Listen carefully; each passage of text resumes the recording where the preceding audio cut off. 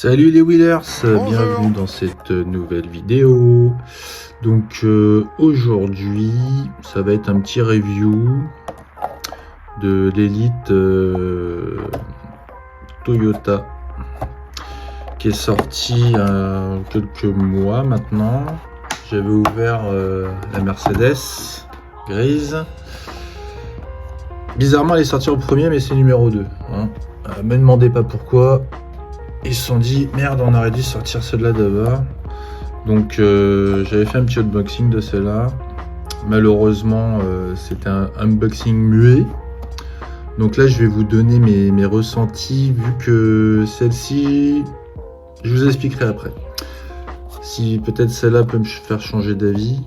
Donc elles ont toutes une spécificité. Hein. Celle-ci c'était les porte-papillons pour la petite Merco là. Qu'on avait aussi en RLC.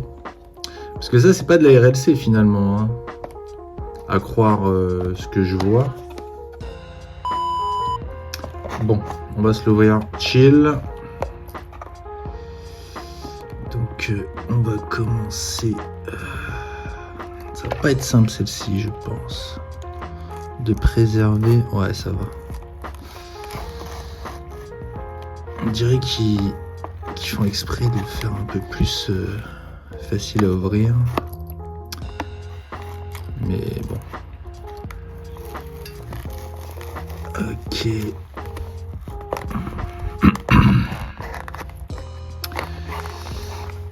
On a un passage de créer. Donc on a la protection à l'arrière. Voilà. Et la petite voiture qui vient toute seule. Voici la bête. Ouais, très jolie quand même. Hein. Faut se l'avouer. Donc, on est sur un modèle de 1996.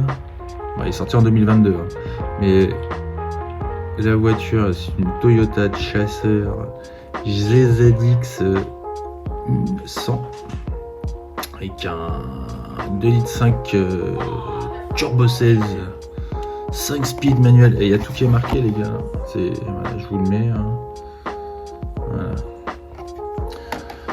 Donc ce qui est spécifique à cette nouvelle collection, on va dire Elite 64, on va dire que c'est pour celle-ci ça va être le pot, hein. Il n'y a pas de partie ouvrante malheureusement. Des belles couleurs chatoyantes. Voilà. Là, on a un magnifique pailleté. C'est vrai que il est beau. Et on a aussi des roues qui sont pas comme d'habitude. Hein. On dirait que c'est des roues de la gomme dure qui peut s'éclipser. Vous voyez, c'est pas comme on a l'habitude de voir. Bon là, ça c'est une Super Treasure Hunt, mais les Real Riders en général, voilà, on peut enlever les gommes, on peut switcher. Vous voyez les Real Riders, bon, je vous fais pas un dessin, vous connaissez la chanson. Mais sur l'Elite, là on va avoir en fait une gomme, une jante un peu plus détaillée, hein, parce que ça va être peut-être de la résine, ou parce que j'en ai commandé moi des jantes un peu plus réelles comme ça, mais de la résine et ça avait pété direct, j'ai rien compris, enfin bref, j'avais pas fait attention. Donc là on a aussi un bel arceau de sécurité à l'intérieur avec un siège baquet qui est assez remonté là, hein, on peut deviner l'intérieur là. Je vais vous mettre une petite lumière d'ambiance. Donc là, on voit un petit peu mieux l'intérieur. Voilà, on a des beaux tubes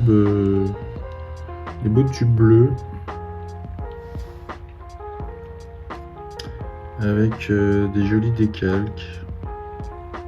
Voilà, petit ducktail là, sympa. Et puis les sorties, on va dire, voilà, en tube quoi. Donc ça c'est le modèle, on va dire le deuxième là, qu'il y avait eu. Et celle-ci, celle-ci, on va revenir normal. Celle-ci que j'ai ouvert l'autre jour. Voilà, celle-ci, elle est porte papillon, donc.